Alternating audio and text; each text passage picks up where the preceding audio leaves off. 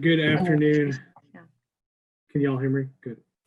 Happy Thursday afternoon, or Friday light, as I like to say to everybody. Appreciate Tori and Ben for having me. My name is Sean. I work with a company called Canarchy. So we are a craft brewery collective.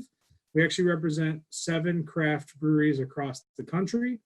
And the brewery that we're going to talk about and hopefully sample with most of you today, I know looks like a couple of people didn't get their beer on time, which I apologize. But feel free to take some notes, some kind of tasting notes, ideas, things you may like, may not like, and you'll be able to, when that beer does arrive, you'll be able to kind of refresh your memory there. So the beers that we're going to talk about today are from Cigar City, which is out of Tampa, Florida. Cigar City has been around about 12 years now and was started by 3 different gentlemen. Joey Redner is kind of the head of Cigar City, and then the main head brewer, his name is Wayne Wamble. So Cigar City is very much etched and based in the Tampa and Floridian culture. Everything that we do within their marketing, beers, everything like that is all kind of very much attached to the history of Florida and Tampa. So the motto of CCB, Cigar City Brewing, CCB as we like to call it, it's a little bit easier, is Hecho a Mano, which is everything is made by hand, and that's still kind of the case today. So the way that Canarchy works is, like I said, we represent 7 breweries across the country, and about 4 years ago, Oscar Blues, which is out of Colorado. Some of you may be familiar with them. Dale's Pale Ale is the flagship out of Oscar Blues. We basically partnered together as a whole, kind of piece by piece, 2 at a time and another, and then 3 kind of formed at the end. And we basically partnered together in an effort to share distribution, resources, HR, back of house, all that stuff. And, I jokingly say that we basically formed in an effort to not get bought by Budweiser. And that's, I'm obviously joking, but that is true, that we basically wanted to stay independent and stay doing the things that we like to do, on a larger scale, basically. So hopefully, if everyone is ready, we're going to start with a beer called Fancy Papers. It's a beautiful kind of like teal blue logo, cerulean almost, if you will. Fancy Papers there. So this is actually a hazy IPA. Actually, let me go back. Cigar City is known very well for their IPAs. The flagship IPA is called Jai Alai, that we will taste later on during our time together.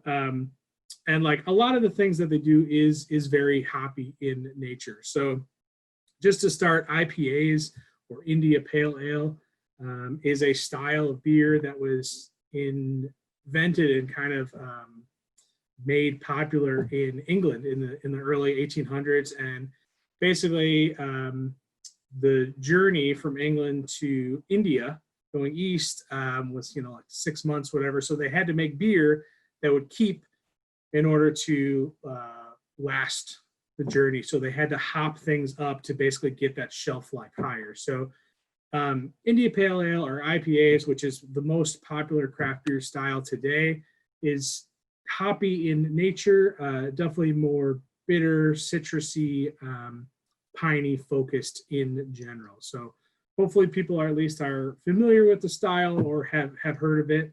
And a lot of the beers that we are going to taste are kind of hop forward, but they do have some subtle nuances and differences. And I'm going to kind of try to highlight that as much as I can. So see if you can kind of recognize it. Feel free to jump in, ask me questions. If you want to, throw it on video or unmute or whatever, feel free. So I love to be as interactive as possible. Beer is pretty easy. And tasty. So it is tasty, right on. So Fancy Papers, 6.5% hazy IPA. Hazy just kind of like refers to the unfiltered nature of it. It's juicy. We're using Strata, Sabro, and Idaho 7 hop. Notes of kind of that clementine, mango tangerine, like that very kind of like bright tropical fruit. Some really nice kind of like citrus esters on the nose, and the fancy papers to tie into everything about Tampa and, you know, Cigar City with that Floridian culture. Tampa was kind of the hub of cigar making in the early 1900s. And so the fancy papers refers to the old cigar wrappers and like the beautiful cigar boxes that that you would find there. So Fancy Papers is very tasty. This is now a year-round brand from us. We launched it earlier this year. It was actually just going to be like a Q1 seasonal, did really, really well for us. So we kind of like switched it, and now we're making a lot of it. And this is available across our footprint. So I know that a lot of folks are kind of like spread across multiple states. I'm actually based in Nashville, but this is available across our footprint, and we're in about 42 states now. So depending on where you are, you know, we can definitely highlight how you can get this beer and others going forward if you are interested. So super tasty, clean, 6.5%, 60 IBUs. IBU refers to the International Bitterness Unit, and so that actually kind of measures how hoppy or how, you know, bitter, piney, focused a beer could be. The funny thing is, people get really worked up about IBUs. Anything above 77 to 80 IBUs, your tongue and your palate actually cannot really register. So people are like, oh, this is 100 IBUs, it's 120 IBUs. It's like, can't really tell the difference. So 60 to 75 is definitely kind of that hoppy spot that you want to be in. So cheers to the Fancy Papers. Hopefully, hey, Sean. you all, yes. So while you're enjoying that first sip, we do have a question from Greg, who's asking about Greg. You're going to forgive me if I mangle this, but I think he's asking about Anheuser-Busch and the beer universe that they have, and it's a business question, really. Has their relationship with distributors affected your ability to kind of get into grocery stores across those 42 states?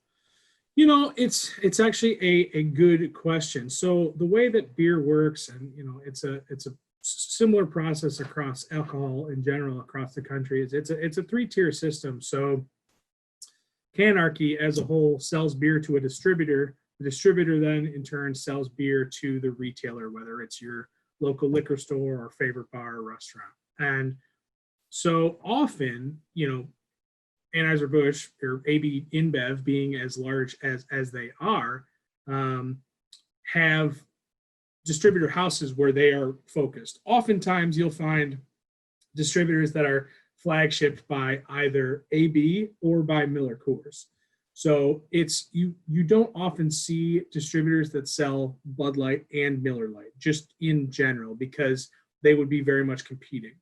So we actually are featured across many different distributor Bud networks, and actually some here in Tennessee that though they are very Bud heavy and like, you know, they want all their different SKUs of Bud products, because they're in basically everywhere you go, whether it's a liquor store, grocery store, has Bud or Bud Light in it.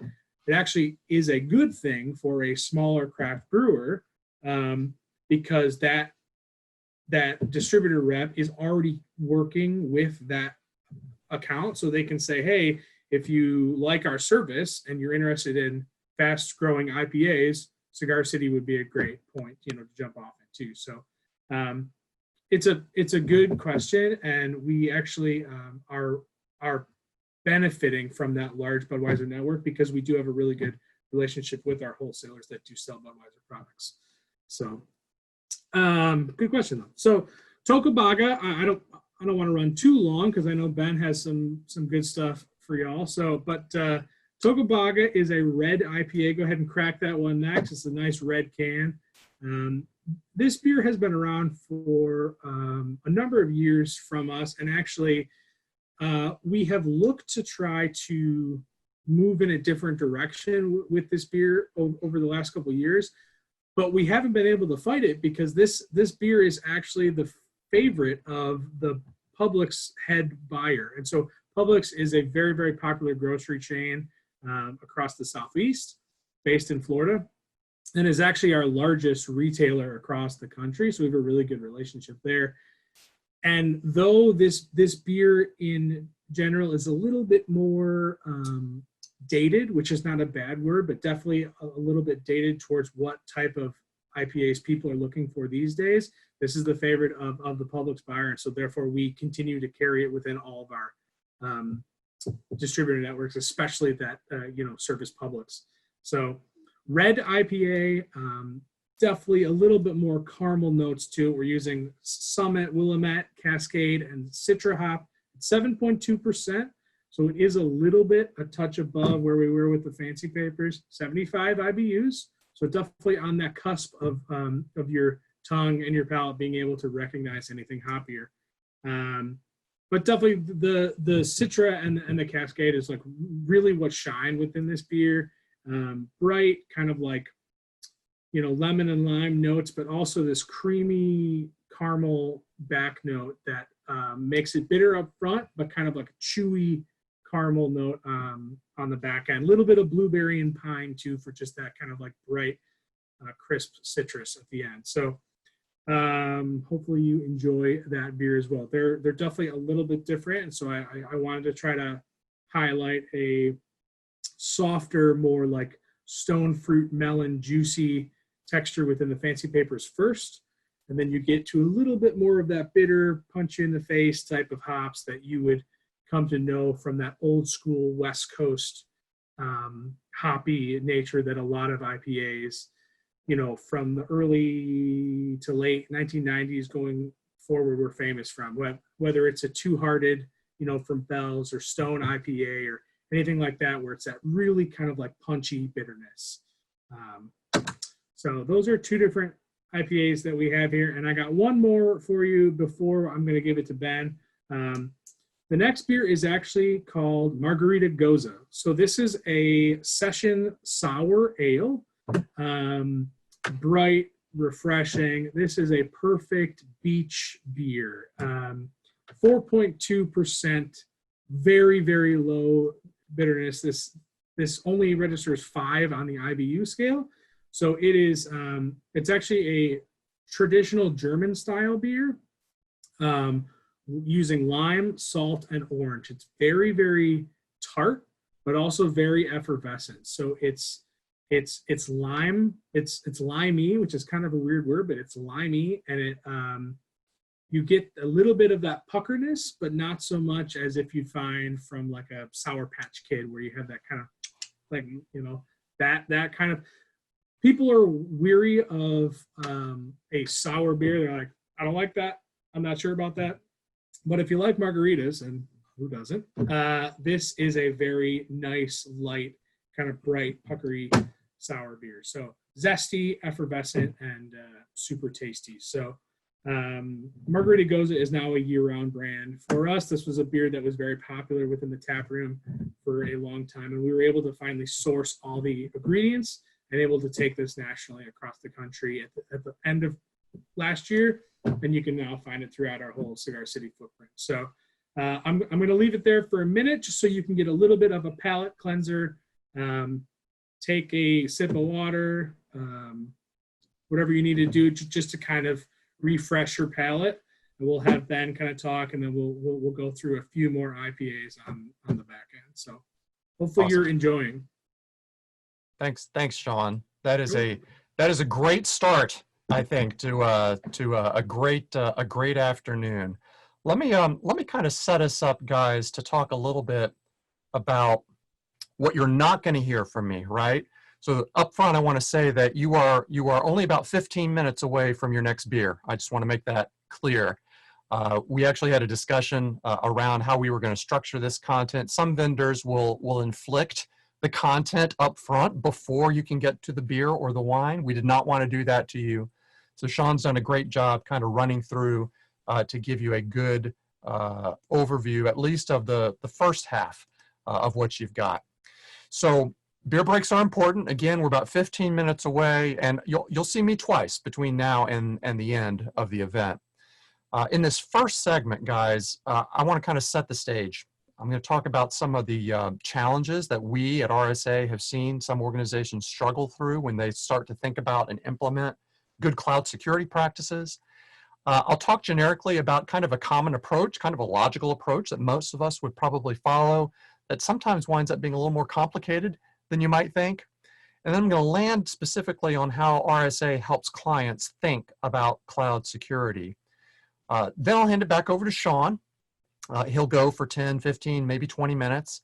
And then I'll come back on, and in that second half, guys, I'm going to be very specific. I'm going to talk about 2 or 3 very specific areas of concern that I really would encourage you to think about tracking no matter where you are in your cloud security journey.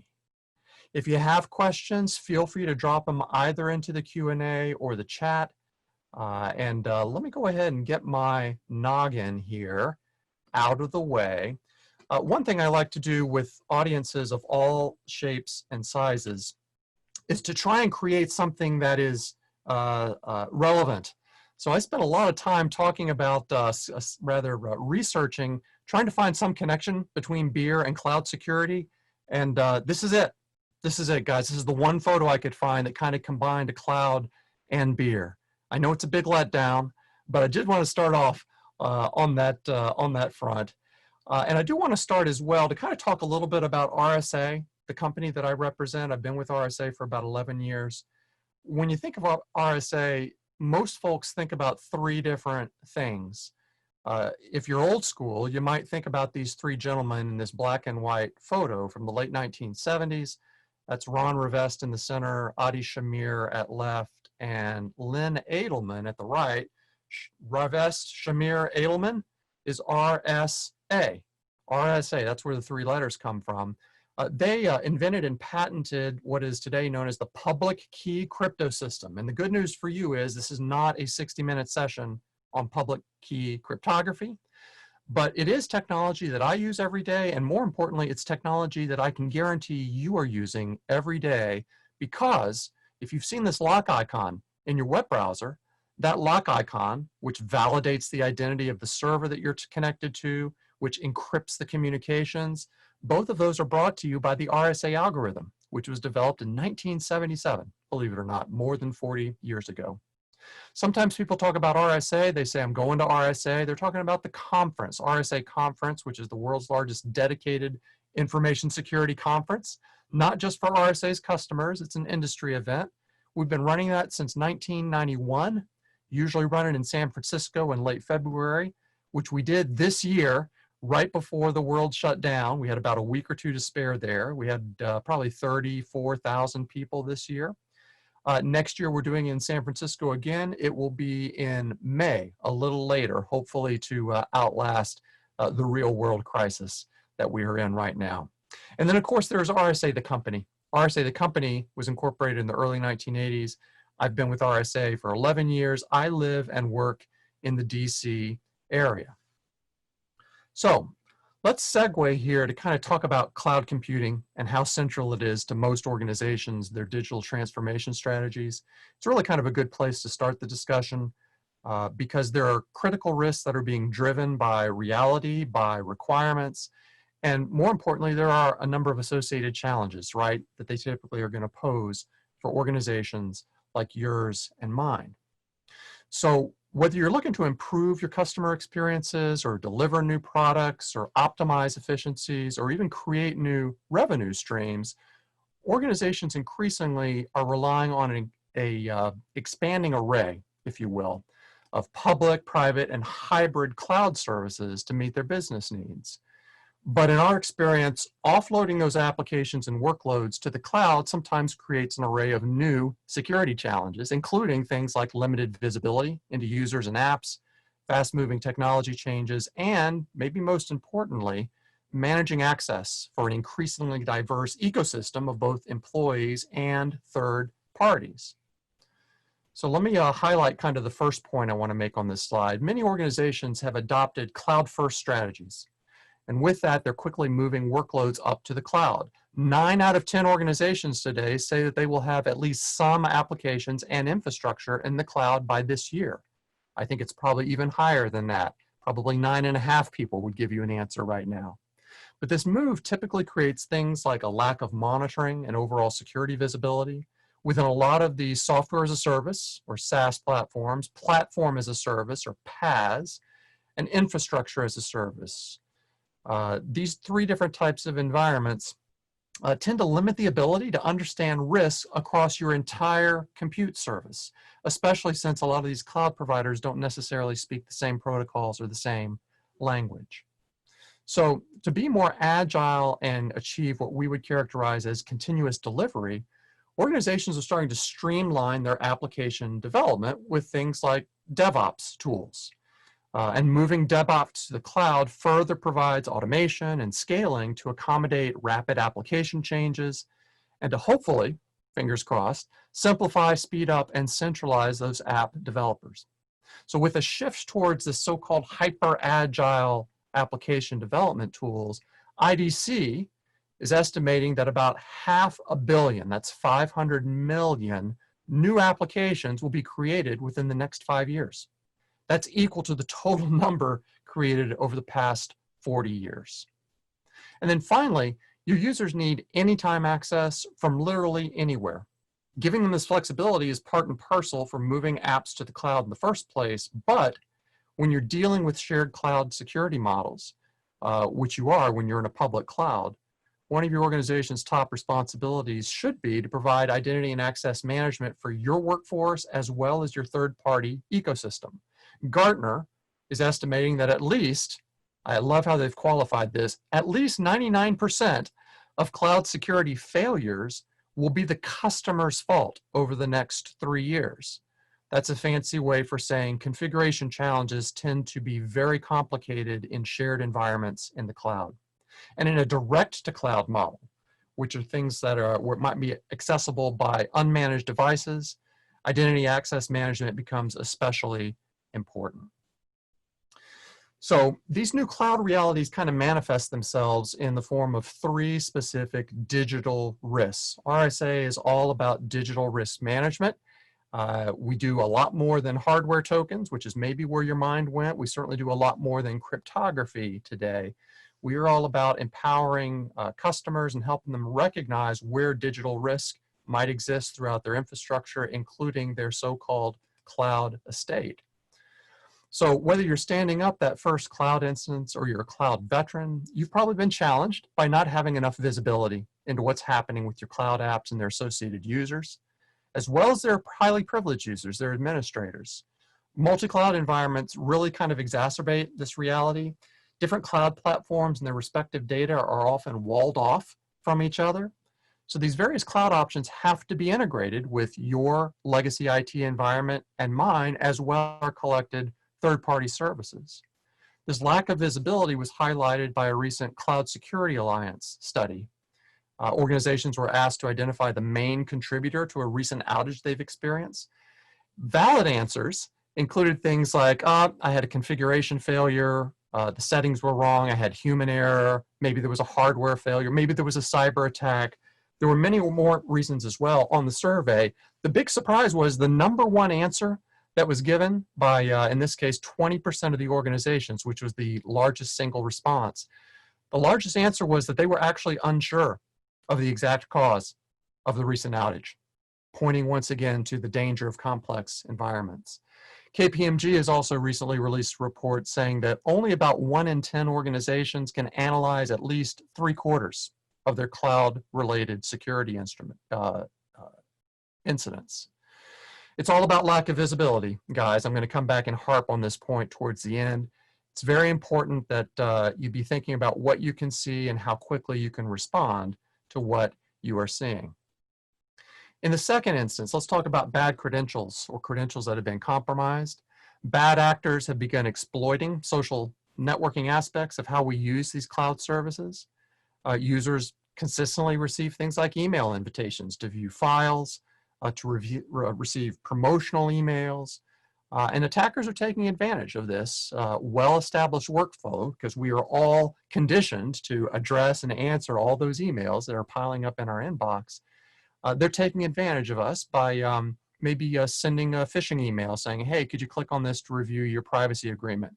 or to update your account information. And by the way, why don't you give me your username and password while you're at it? So even more dangerous than that is when somebody with highly privileged credentials is on the other end of that email. A fellow employee of yours, somebody like a cloud admin or a developer or a release engineer. Those compromised credentials can now enable attackers to gain access to your entire cloud infrastructure. And as you might guess, once the bad guys are in there, they can access the management consoles, they can provision or deprovision services, change the security and configuration settings, and then even move laterally across a company's cloud infrastructure. Final point on this slide, guys, is probably one that is also obvious. The ongoing cybersecurity skills shortage is not unique to cloud-based apps and infrastructure, but they can certainly complicate an already difficult situation. The pace at which cloud-based services are being adopted has left almost 3/4 of most organizations to cite they have a lack of expertise in cloud-native security, and it's in fact a significant challenge. So these are kind of the 3 high-level challenges, and again, I've given these to you very deliberately. You might hear me come back to them in the second segment. Visibility, identity, and the skills shortage are all big challenges. So how do organizations try and start down the path of securing their cloud-based infrastructure? Well, there's this whole concept around frameworks that you and I have heard about, whether it's the NIST cybersecurity framework, whether it's the risk management framework. Some frameworks apply right to specific verticals. If you and your organization are managing credit cards, PCI, payment card industry, the PCI DSS standard is kind of another framework that you are required to follow.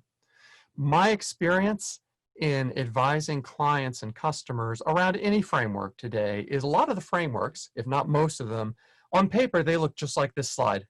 They look great. They look like they are very normalized. There's a nice crane there. It's very easy to add new rooms or new floors. And you know, we all live in the real world, so you're not necessarily going to build this concrete enabled framework from the get-go. You're probably going to start with something a little simpler. So you know, you're sitting down, you're following the framework around the cloud, maybe around your on-prem resources. But even these simple approaches, in my experience, they start out looking like this, but then you realize that the perspective really kind of matters. Where you start this journey is especially important, because that cube that I just showed you on the last slide, which looked pretty straightforward, actually has a couple of different perspectives. You're not quite sure where that front corner is. Is it in the lower left or the upper right? The last thing you want to wind up with, guys, is you don't want to be wrapped around the axle as you are starting your cloud security journey by trying to create and put into place what are otherwise impossible to implement frameworks. So this is one of the areas where, whether it's Advisix or RSA, we've certainly got some expertise. We can help you avoid this impossible shape that I've put up on the screen. Nobody wants to be there, especially if you're the implementer, because while it's easy for me to put this on this slide, you're going to find it's absolutely impossible. And that complexity when it comes to cloud security gets even harder because it's typically multiple frameworks. Not that you're choosing, but they may be multiple frameworks that you are required to follow. Okay, I'm about to land the plane, guys, believe it or not, on this first segment. One of the ways that RSA is helping customers today is about a year and a half ago at the RSA conference in 2019, we rolled out a series of so-called risk frameworks, 4 of them. They're up at the bottom of the screen right now: dynamic workforce, third-party, cyber incident, and multi-cloud transformation risk. Let me kind of get my head out of the way so you can see the dynamic workforce risk there on the left.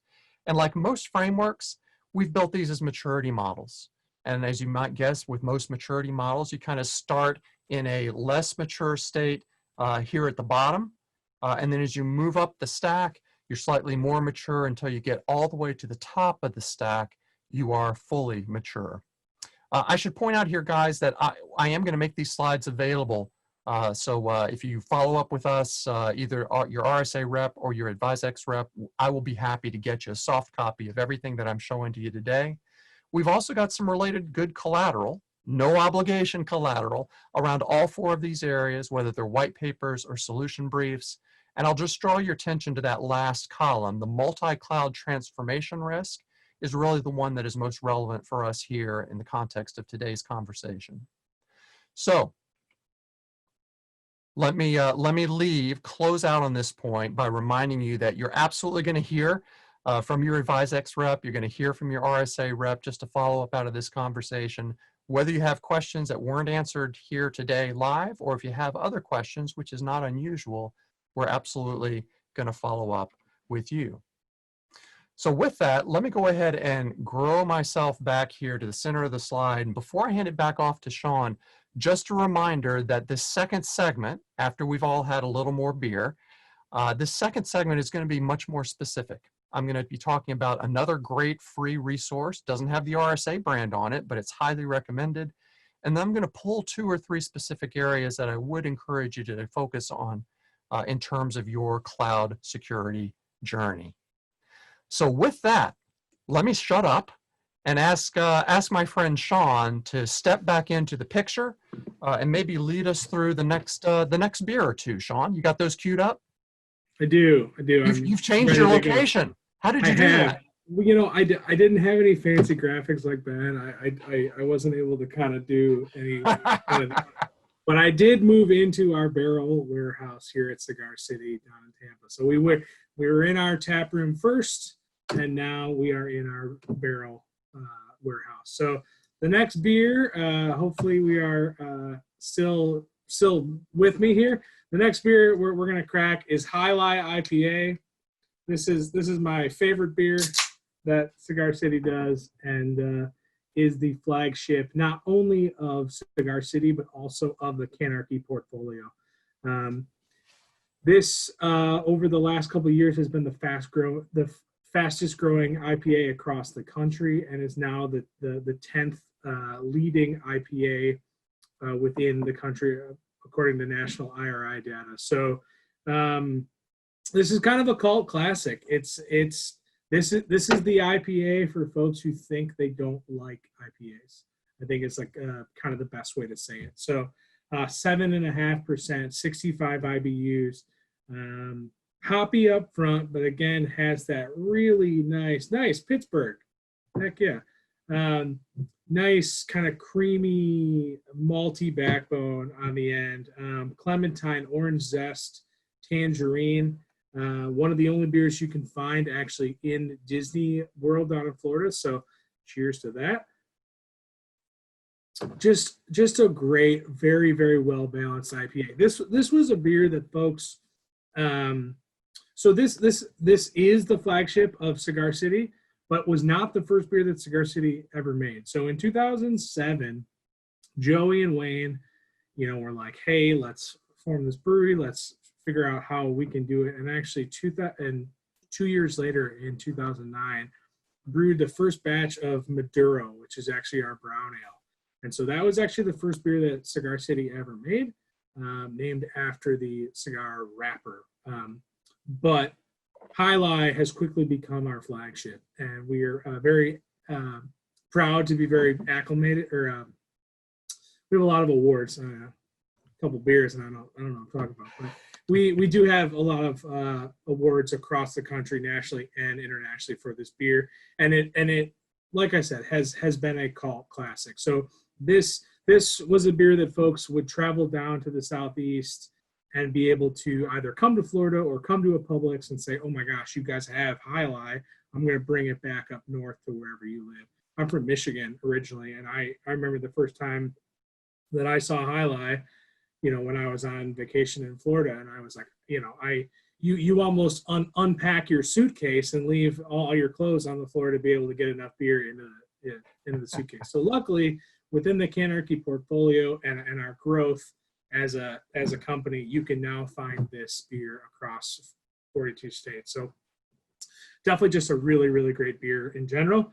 Like I said, IPA for non-IPA drinkers, and one of my favorites. We sell a lot of it down here in Tennessee for sure, and we're very lucky to. So next, if you will move into the White Oak High Lie, I guess I didn't actually tell you Jai Alai is named for a game that was invented in Spain. So Jai Alai is kind of like really fast indoor racquetball with these big mallets. So if you see actually on the can, there is, I don't know if you can see there, but on the can there is a guy basically hurling this big racket, and that is what the name is for, and what, you know, and actually the game was played very regularly in Tampa throughout the 1900s.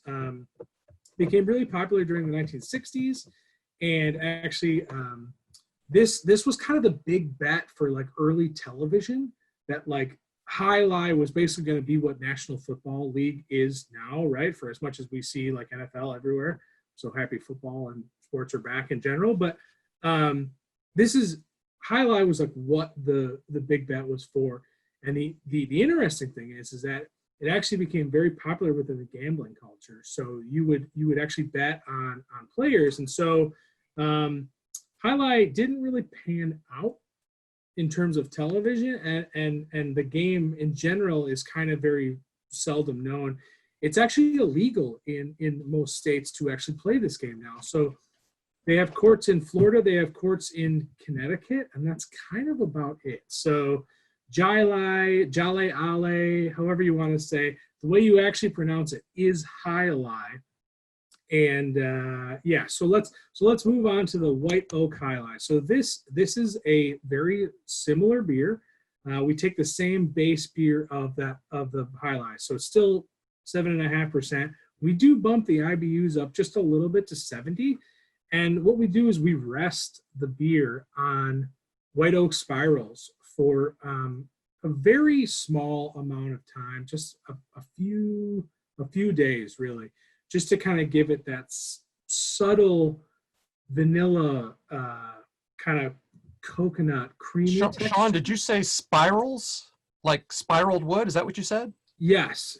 So this is actually, so it's rested through this kind of like spiral contraption. So not so much the way that you see the beer behind me, as you know, that's for a lot of our barrel aging with like stouts and porters and big, like, you know, barley wines and things that we age for 9 to 12 months within spirit barrels.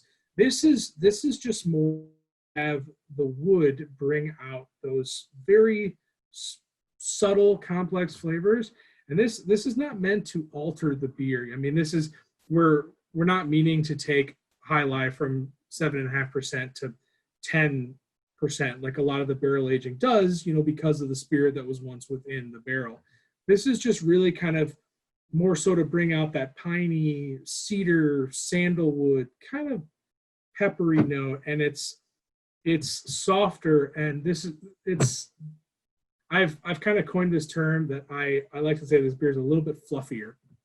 And maybe it's because I'm a husky guy and I can say fluffy, but fluffy is kind of a fun word for beer. And this just has just a little bit of a lighter texture. So still feels like a Jai Alai, but just a little fluffier.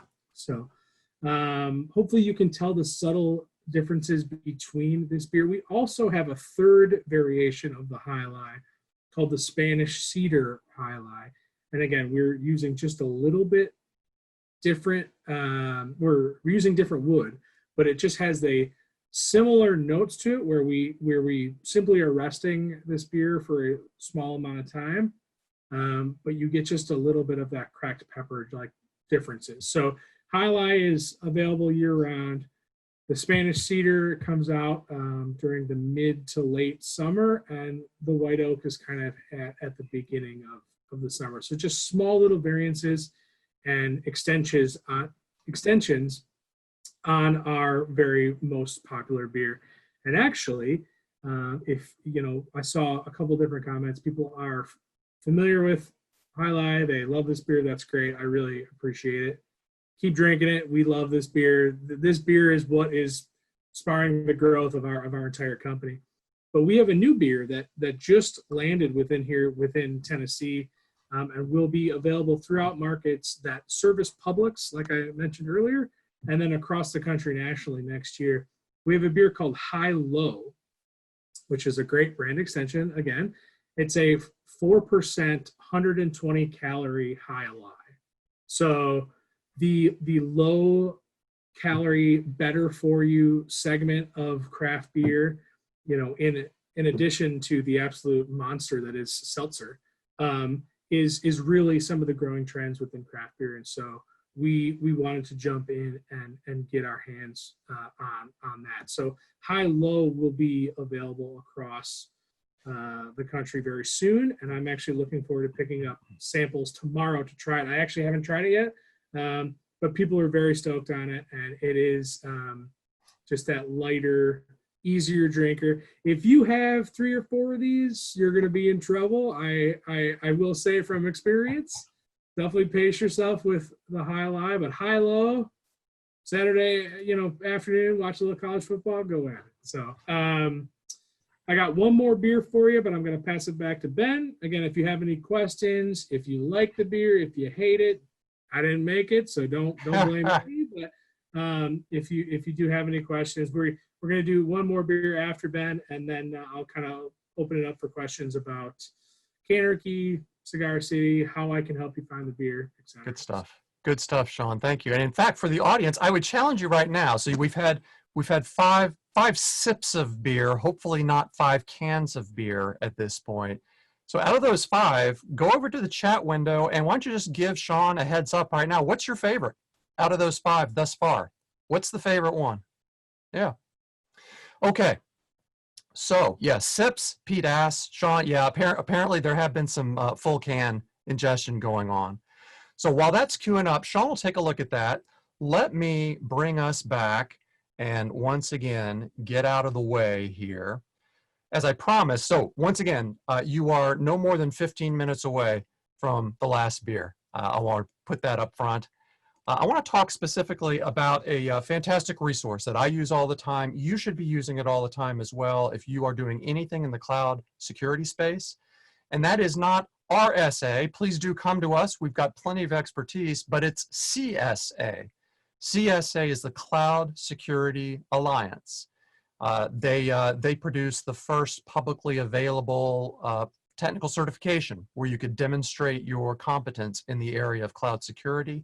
You don't have to be a member. You don't have to give them any money. They've got a lot of great collateral right there on their website, including something that came out last year, which they called the Top Threats to Cloud Computing. The subtitle there you can see is The Egregious 11. So kind of an interesting title. And they went through and through surveys and through research, this is a pretty good piece of collateral. It's several dozens of pages long. It's not just a 1 or 2 page spec sheet. And they kind of isolated these top 10 or 11 in this case areas that are particularly important. Threats from the CSA's perspective, not hypothetically, but these are real world scenarios. And in many cases in this piece of collateral, they kind of go through and talk about those 3 specifics, or those 11 specific areas. In my case, from RSA's perspective, I'm going to go not through this list. You're not going to get 11 slides from me, 1 for each of these, but there are 3 major areas of high interest, and that's around insider threat and identity, how they are kind of married up, and then visibility, which I've been already hammering in. You're going to hear a little bit more from me on that. So I'm going to start by doing just a quick deep dive into each of these areas, starting with identity and the insider threat. This advice, guys, is definitely applicable to cloud-based security. Some of it's also applicable to on-premise security as well. So if you haven't quite fully moved 100% of your stuff, of your gear, of your apps up to the cloud, that's okay. When we think about insider threats specifically, known, documented through research, there are 3 common types. The 3 most common types of insider threats are IT sabotage, IP or intellectual property theft, and then outright fraud. The vast majority of inside threats, data that gets exfiltrated or stolen from cloud-based infrastructures or on-prem infrastructures, typically is going to fall into 1 or more of these 3 core categories. When you start to factor in identity, especially into the cloud estate, as I'll call it, it gets really complicated because identity for me might be different for what my identity was 6 weeks or 6 months or 6 years ago. I haven't changed my name, I haven't changed my fingerprints, but I probably have changed my job responsibilities. Maybe I've changed employers. There's this concept called the joiner, mover, leaver challenge, which becomes very important, not just for on-prem, but especially once you get up into the cloud. The joiner, mover, leaver challenge, and I'll just abbreviate that as JML, that's talking about, think about you and your organization today. What do you do when somebody joins your organization? Well, they probably need to be provisioned with account access. If you're a Microsoft shop, you're probably going to add them to Active Directory. If they're not working in the office, maybe a lot of them aren't right now, you need to set them up with remote access, maybe VPN. Maybe there's an RSA authenticator in the mix there to kind of prove that identity. There's a lot of stuff that needs to happen when somebody joins an org. Most organizations will say, yeah, you know, we kind of have our arms around that. It's kind of a mix. Some of it's automated, maybe some of it's manual. But that's the joiner component. The leaver component, the L in the JML, is also pretty straightforward. That's when somebody leaves. Somebody quits, somebody gets terminated. You need to deprovision all that access. You need to take away all those entitlements. You and I have probably both seen stories in the news about a disgruntled employee who was let go. And then 6 weeks later, 12 weeks later, they still have their credentials, so they come back into the environment and they decide to wipe out a portion of the infrastructure. I'm not going to name names here, but there was a pretty big story just in the last 2 weeks exactly around that scenario. An ex-employee who had been let go came back in and deleted several dozen virtual machines and kind of crippled a very large business quite intentionally. The tough stuff, guys, here in the story is the M between the J and the L, the mover. That's the person like you, maybe like me, you started at a company, you got promoted. Congratulations, you got a new job, new systems access, maybe you get promoted at a different time, maybe you change geographies. I've been at RSA for 11 years. Should I be set up with the same level of entitlements, especially to the data that I interact with in the cloud? Should I have the same set of entitlements that I had on day one of my employment 11 years ago? Newsflash, the answer is no. You absolutely should not. But a lot of companies struggle with this JML challenge. And this is a struggle when you're just talking about employees. There's a JML challenge when you start to factor in your third parties as well. So not trying to spread any fear, uncertainty, and doubt, but I am pointing a very strong finger at this specific area of identity management. We have seen at RSA companies that have been appropriately aggressive and moving to the cloud sometimes don't have their JML story moving at the same speed because privileges tend to accumulate over time. Those access controls as a result tend to erode. Don't forget about your third parties. Don't forget about your contractors when you start thinking about this JML problem, especially in the cloud. Because those malicious insiders, they're not just employees. They could be contractors. They could be partners. We all probably read or heard a story about a certain large American retailer that several years ago had given access to an HVAC contractor, somebody whose job is to come in and tune up the air conditioning systems. That particular contractor was over-provisioned. The JML process failed and failed spectacularly, and it was that contractor that was hacked by an external party and gained access to that retailer's network. So start with your employees, but don't forget that your contractors need to be in scope as well. One big area, one big miss that I have seen with a lot of organizations is you and your organization should be leveraging human resources as a trigger for monitoring when somebody has left, when somebody has been promoted, when somebody joins. All three of those data points are things that your HR firm typically knows about. And from an insider threat perspective, it is a documented fact that the combined 60 days that I have here at the bottom of the slide, 30 days prior to resignation, this is important why you want to be able to play back what happened over those 30 days, maybe through a nice visibility platform, and the 30 days after somebody has been terminated. Within those two 30-day segments, they total up obviously to 60 days, that is the time of highest risk for an insider threat event to occur. If you don't have the ability to look back 30 days, if you can't look at your logs, if you can't look at your network traffic, if you can't look at your endpoint data from that 30-day period, you're going to be at a natural disadvantage. Now, I'm actually going to segue here for a moment. I'm going to take you, just like Sean took us to a different location, I'm going to take you to my book cam.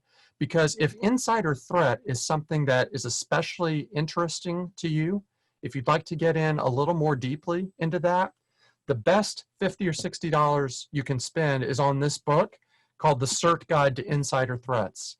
A lot of the information I just shared with you was sourced out of this guide. CERT is associated with Carnegie Mellon in Pittsburgh. We had a shout out for Pittsburgh from Kim, if I'm not mistaken. So you're probably already familiar with CERT. The three authors here are fantastic. I've actually spent some time with all of them. This is full of case studies. This is full of, from a cybersecurity perspective, things to pay attention to, which will help you not just in your on-premise challenges, but especially your cloud security challenges as well. So the CERT Guide to Insider Threats is where we're going to go. All right. My head has disappeared. Let me bring that back. That looks a lot better. So we talked about identity. We talked about the insider threat.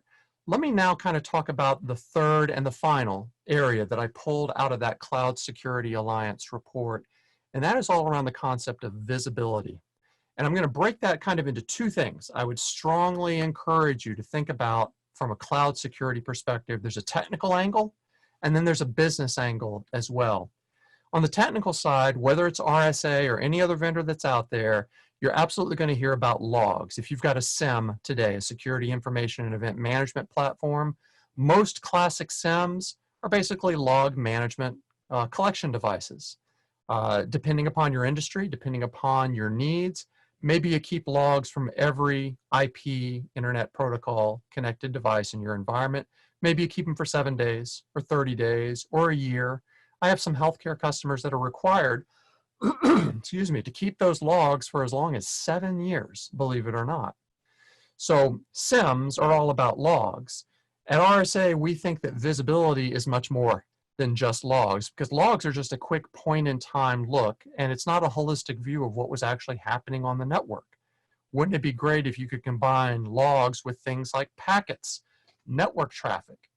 I need to, my logs just tipped me off, or worse yet, the FBI just came up and knocked on my door and said, something happened on your network 21 days ago, you should go back and review everything.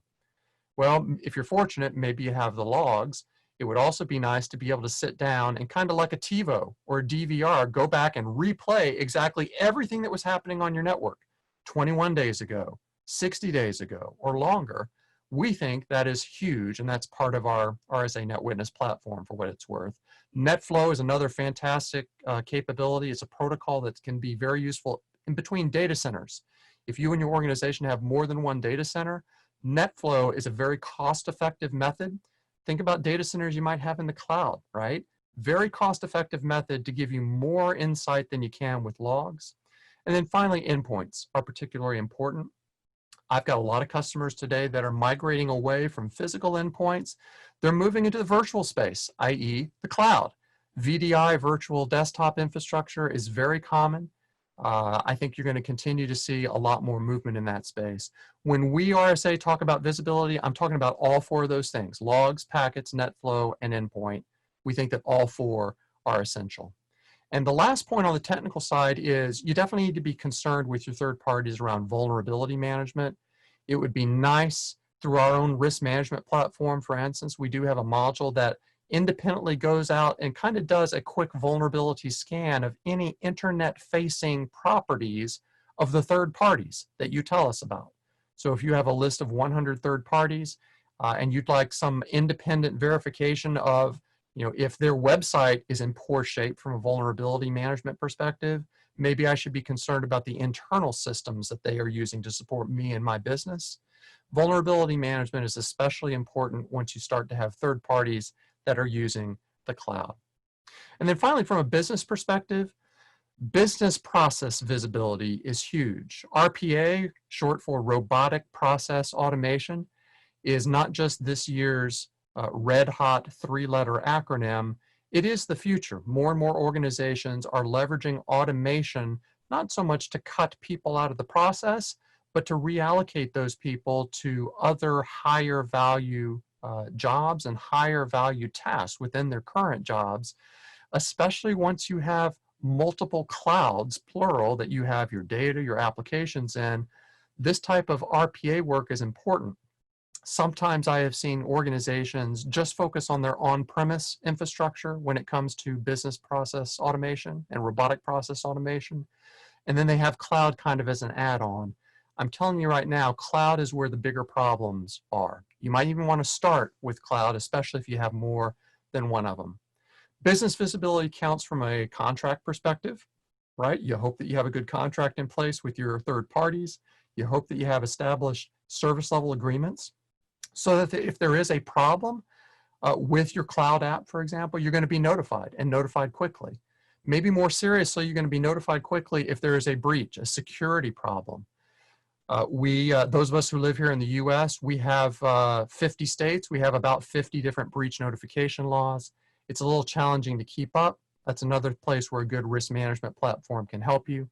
Regulatory changes that might affect not just you, but your cloud properties. And most importantly, understanding and thinking about what your exit plan is. How do I get out of the contract? What can I do with that data? How is it going to be secure once that contract is done? Are they going to delete it? How do they prove that they've deleted it? Is it portable so I can bring it cleanly and safely into a new cloud provider? These are all questions you want to be thinking about from a cloud security perspective. So I'm going to summarize here. I'm keeping my eye on the clock. I just have a couple more minutes left. 3 main areas.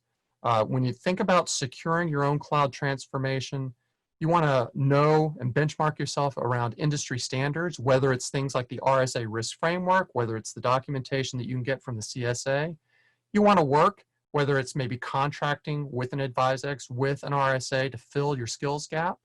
From an identity perspective, you want to make sure that you are simultaneously empowering your users, but keeping everybody safe. You want to make sure you're controlling access so you can quickly detect threats. And then from a visibility perspective, getting those insights into the cloud environments. Don't forget, logs, packets, NetFlow, and endpoint are all important. You want to be able to govern your CSPs, your cloud service providers, and respond faster to any risks that might appear.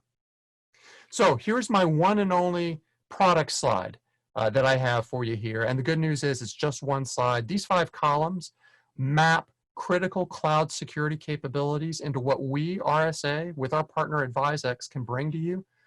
Column number 1 is our integrated risk management platform, which is RSA Archer.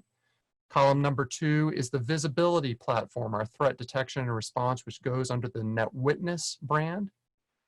We have the Secure ID suite, which can address most, if not all, of your identity and access management challenges, including that JML, joiner, mover, leaver challenge I talked about.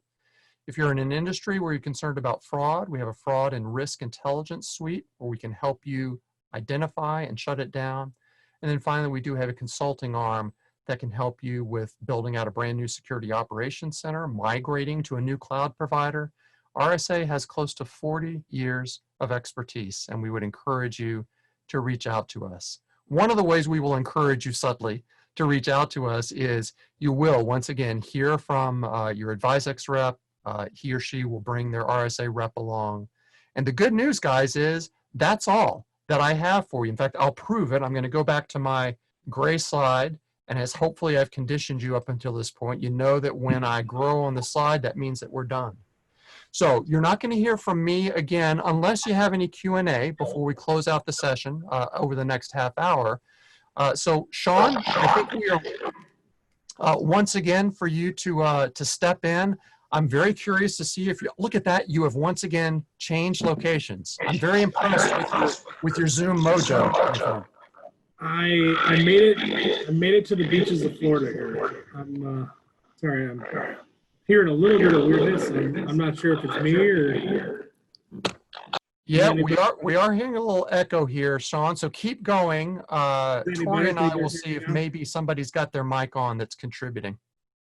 Okay. Well, as long as you guys can hear me now, I'll just go ahead and take my headphones off.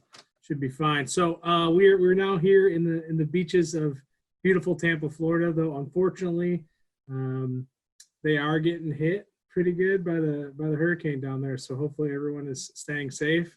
I got my trusty friend Highlight behind me here.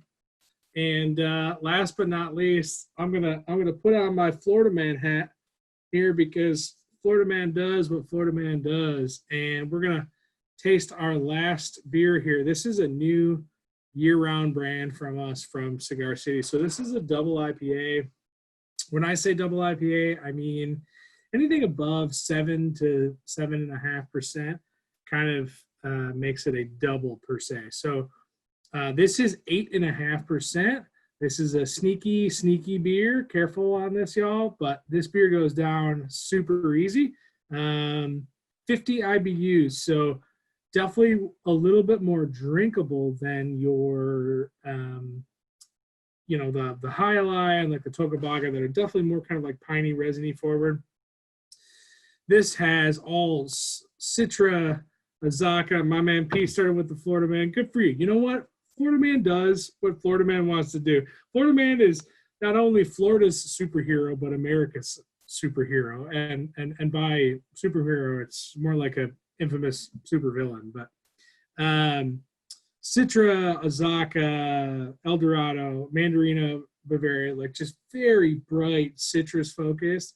But we're using this Canadian honey malt on the end that basically just makes it this kind of sweetness that masks all that booze. And that's what is great and sneaky about this beer, because as I'm sure you guys have heard or seen, or whether it's on the radio or on YouTube or anything like that, there's always crazy stories from Florida, right? Like Florida, there's some weird stuff that happens in Florida, and no offense to Florida, it's fine, but there's definitely some weird stuff that happens in Florida, and this beer is kind of a testament to that, and is a couple of these, and hopefully you do end up doing something crazy in your neighborhood. So this is definitely a fun year-round brand for us.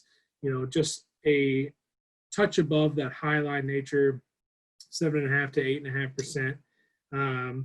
And this is now available across our network as well. So hopefully you guys have enjoyed the beers from Cigar City and have learned a little bit about Canarchy, a little bit about Cigar City in general. And hopefully we're able to kind of like differentiate the differences between the different IPAs. We started with Fancy Papers, which was softer, stone fruit, melon. Tokabaga, a little bit more heavy, piney, Margarita Goza is just a beautiful palate cleanser where it's bright and tart. Let's go sit on this beach right here and have a couple of them. Highlight being, the flagship and kind of like the ship that's right in the middle for us. White oak with that kind of like fluffy texture, a little bit of coconut, a little bit of vanilla.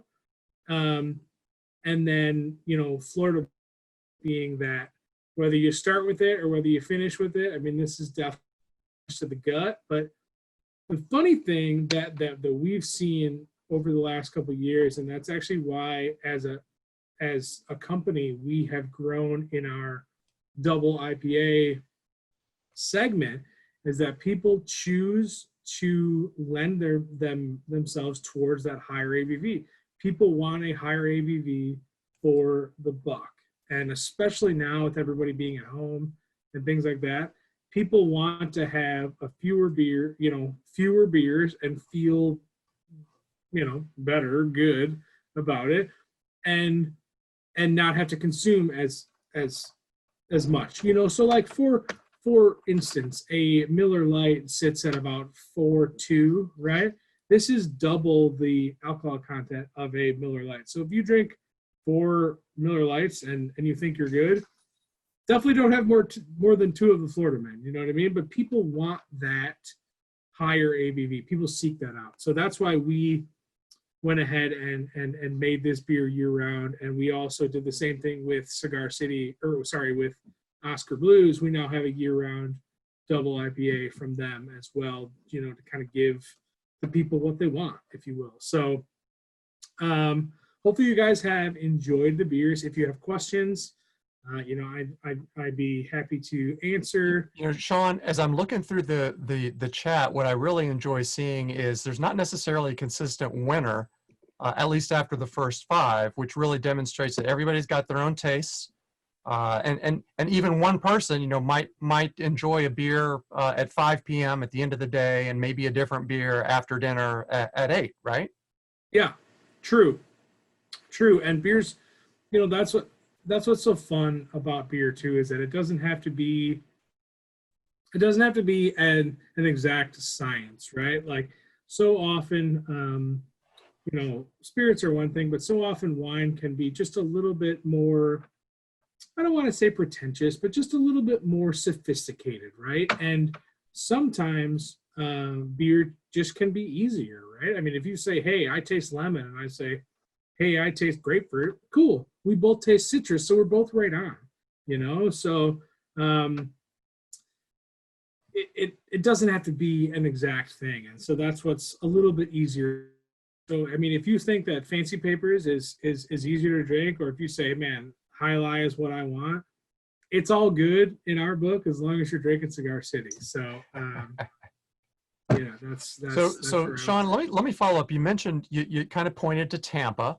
I am a Florida boy, for the record. I'm originally from Pensacola, where the storm just landed. I'm now living in the DC area. Hopefully you guys are okay. Everybody. Yeah, you know, the good news is, at least from the folks I still have at home, everything seems to be fine. They're just very wet. There's nothing like getting 4 months of rain in 4 hours, which is what happened in Pensacola. Jeez. But thinking about Tampa, and just more generically, Sean, about beer breweries, does the physical location count? Does the atmosphere that might exist in a certain location affect the flavor at all of a beer? It does, absolutely. You know, like especially when it comes to what's called like open fermentation, and when you have beers like of the sour varietal, when you have these beers that tend to ferment based on what is within the atmosphere of that space. I mean, beer is very, very scientific, and is very clean, and is very, you know, like some people think, you're just this hippie guy who brews beer and it's fine. Like, it is not that at any means. So if you brew all IPAs but also brew sours, you have to kind of keep them very separate, because oftentimes you can get infection throughout the brewery that will infect and make a negative impact upon the other beers. Infect is kind of a scary word, Sean. It is, and I know it is. I guess I should have had my mask while we did this, but it is a very scary term for right now. Infection in terms of beer just means that any of the sour bacteria that makes a beer more of that tart, effervescent flavor that you tasted within the Margarita Goza, you don't want those flavors to infiltrate a beer like High Lie, because if you had a High Lie that was sour, you would think that it was wrong or bad, and that would be correct. So you definitely want to, you know, there is a science to keeping those apart from each other. So yes, atmosphere definitely makes a difference, and especially when it comes to barrel aging, which is so popular in, you know, a number of breweries. Goose Island, Bourbon County is probably the most popular and well known that people may know. I actually lived in Chicago for 10 years, so Goose Island, which is from Chicago, is kind of the you know, the father of like barrel aging per se. And if you are not careful within your barrel warehouse and you know, the temperature and things that are within that atmosphere, the taste and flavor profile can very much be affected by that. So I don't claim to be a brewer by any means. I did a little home brewing in college. It was terrible, but at least we drank free beer for there you go weeks, you know. So it's definitely not easy.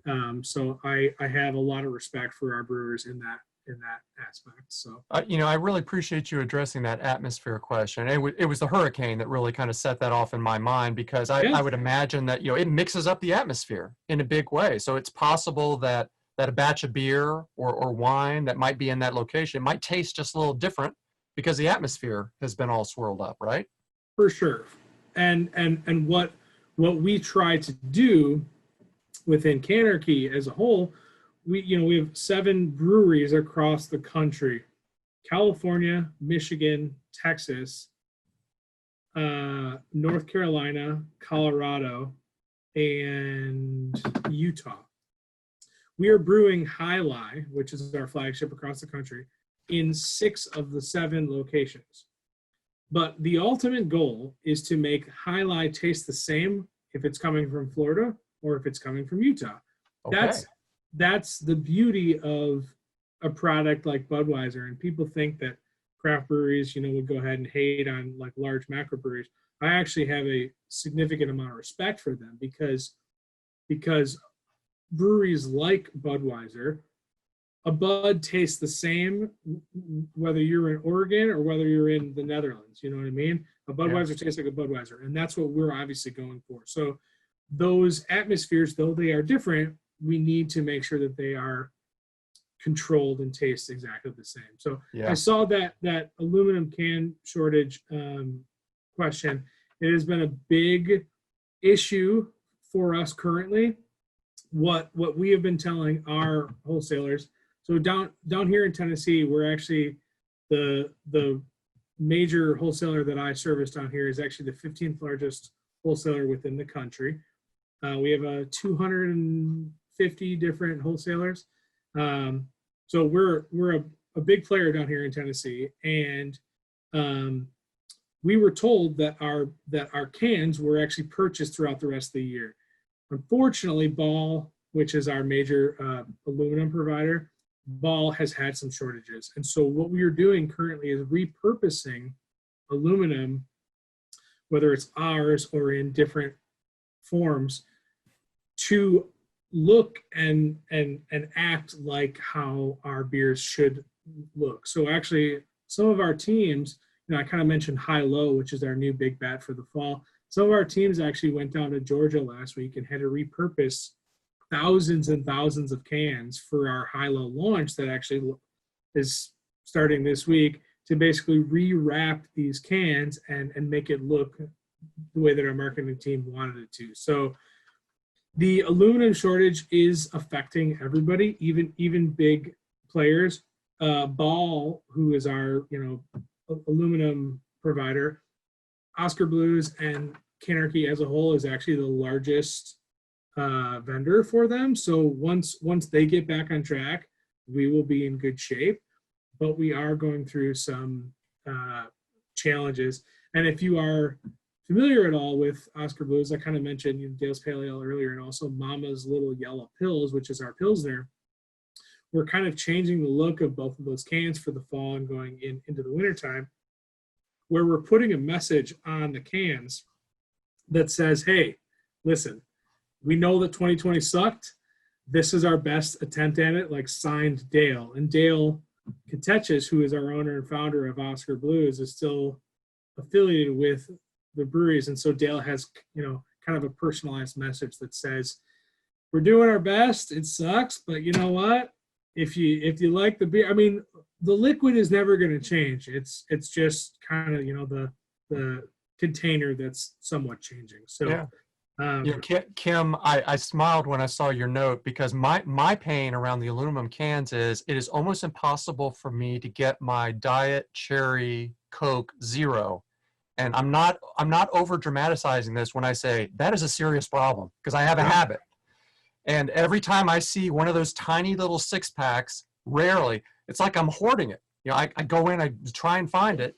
And what Sean's just told us is what I heard from my Coca-Cola distributor. They said, listen, we're doubling down on the big brands, Maine Coke and Diet Coke, basically, and Pepsi's having the same problem.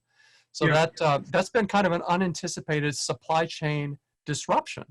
And if I can put on my product hat for a second, thinking about supply chain disruptions with your cloud providers, if you don't know what that supply chain looks like, you're at much more risk in the event of a disruption. So that's another plug to think about documenting what those interconnectedness of provider A, provider B, provider C are, and that way when one of them trips or stumbles, you're not going to be the one that follows them. Yeah. Sean, we got about 10 minutes left, and we're both keeping an eye on the Q&A. But I'm curious, given the fact that there were either 6 sips or 6 cans, whatever the answer is for everybody, who knows what the answer is. Give us some idea of maybe 1 or 2 other types or styles of beer that you would recommend. Maybe people who are trying to contrast everything that they've gone through this afternoon. What would 1 or 2 recommendations sound like from you? Yeah, sure. Would you like to hear about styles, or would you like to hear about different brands within the Cigar City portfolio? I think let's keep it at styles, if that's okay. Sure. I mean, so we had a lot of hoppy things, right? And so we did have a little bit of taste within that sour style, which is a very popular and up and coming brand, or taste portfolio, if you will. Porters and stouts are definitely kind of like lend their way into that darker beer drinker. Someone who's, familiar with a Young's double chocolate stout, or a, even a Guinness per se, which is a stout, but is very, very light. People think that Guinness is dark and heavy. It's not. It's actually low. It's low ABV. It's low cal. It's super easy to drink. It's probably easier to drink than any of the beers that we actually offered here today. So that kind of darker style, that porter stout style, has more of that chocolate malt, heavier richness, kind of like sweetness, coffee aspect to it that really lends itself towards the fall and kind of winter time. Folks like to be able to enjoy those, as a winter warmer, or you're outside, you're by a fire, things like that. There's a lot of opportunities to be able to jump into those styles. So, we do some of those throughout Canarchy, and we also do some kind of barrel aging stuff too. And I mentioned it earlier, but that the whole barrel aging process tends to up the ABV. Alcohol by volume. Sorry, I kind of brushed through that earlier, but ABV means the alcohol content. So some folks, you'll find somebody who drinks Miller Lite, but also drinks 12% barrel-aged stouts. And you're like, how does that even make sense? But it's, again, it's not exact, and people drink what they want, which is awesome. And we're happy with that. So, we are kind of coming into that darker beer season, which is fun. The other style that we're really seeing a rise in currently, especially within craft, is the rise of a craft lager. So in general, there are two types of beer. When you think of the 8,000 plus craft breweries that are within the country right now, and Canarchy, we're very happy to say that we're the 8th largest craft brewery within the country, which is very cool. 8,000 craft breweries across the country. There are only 2 styles of beer. That's it. There's ales and there's lagers. There's nothing else. The difference is, yes, exactly. The difference is how they are fermented. So lagers need to be cold fermented, and ales are fermented warm. So ales are quicker and easier to brew. Lagers take more time and are a little bit more difficult and kind of finicky. And so the lager, which is Bud Light, Coors Light, Miller Light, those are lagers. Those are easy drinking. When you think of your dad's beer, right? Those are lagers. And so lagers, for a long time, people went from lagers to craft beer. That's what they went. So you went from drinking Miller Lite to High Life to barrel-aged stout. But the weird, funny thing is that the progression is now going from craft beers, heavy IPAs, sours, dark beers, and now all of a sudden people are reverting back to their roots and say, I want a clean, crisp lager made by a local brewery. So Bruce, that's you put that great question in the Q&A. Looks like you've taken yourself off mute. Did you have anything else you might want to ask or add to what Sean's talking about? I didn't know I wasn't on mute. Apologize. Uh, there's a huge difference between a Budweiser lager than, a other good lagers. So I'm happy to hear that people are starting to think about lagers. It's a good beer. Yeah, man, no doubt. And thank you for jumping in, Bruce. I mean, Oscar Blues, which is obviously part of our portfolio, makes a beer called Mama's Little Yellow Pills. It's a 4.7% craft lager, and it's a great beer. I mean, it goes well with food, and it's just super easy drinking. And I'm an equal opportunity drinker. I say that often. I'll drink whatever's in front of me. I mean, it is my job, right? But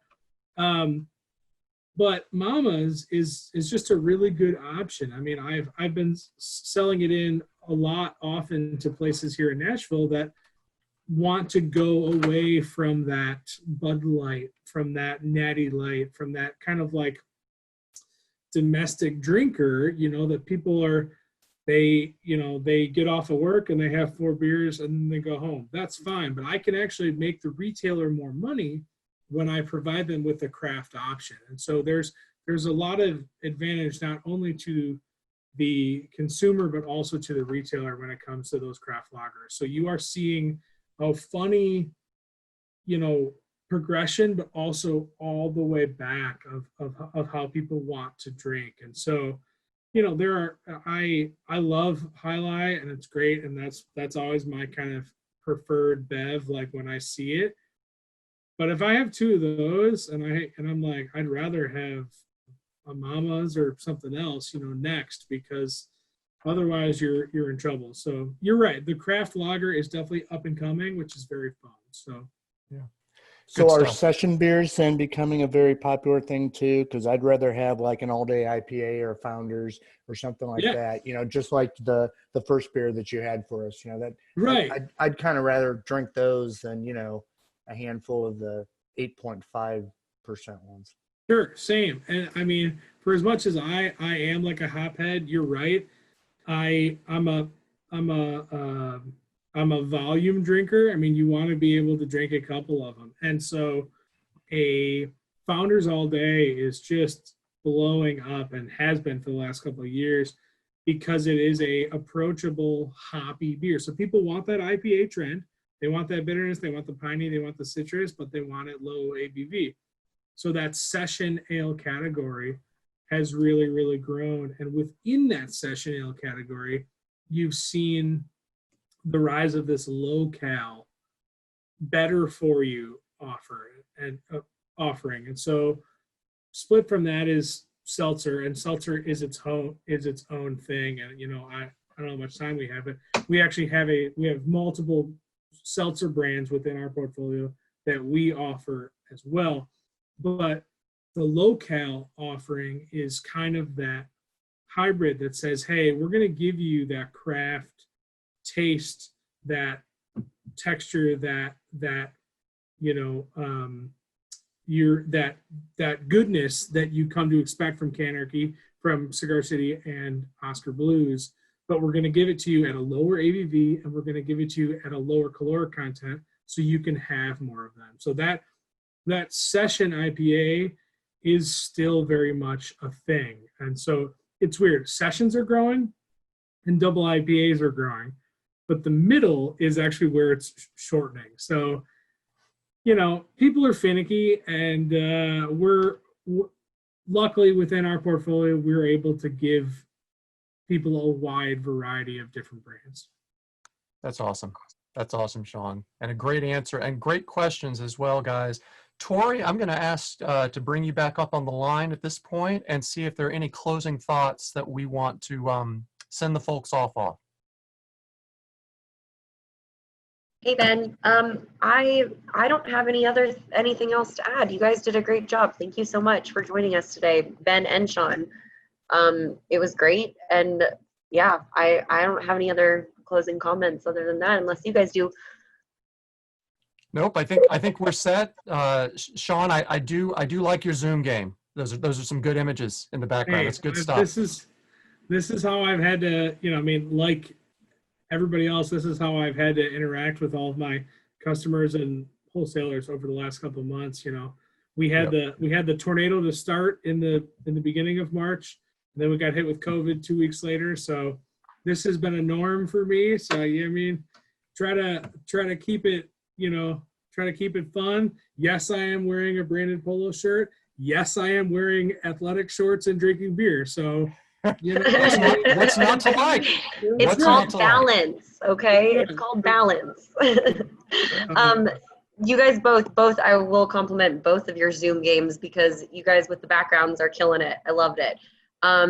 Everything went well, and for all of our customers that are still on, AdviseX and RSA will be reaching out to hopefully set up a conversation to talk with you. Even just to talk about the beer would be great. So, thank you again, guys. We really appreciate your time, and everyone on the call, we appreciate your time. Thank you. Thanks, everybody. Thanks, Of course, guys. yeah. Take care.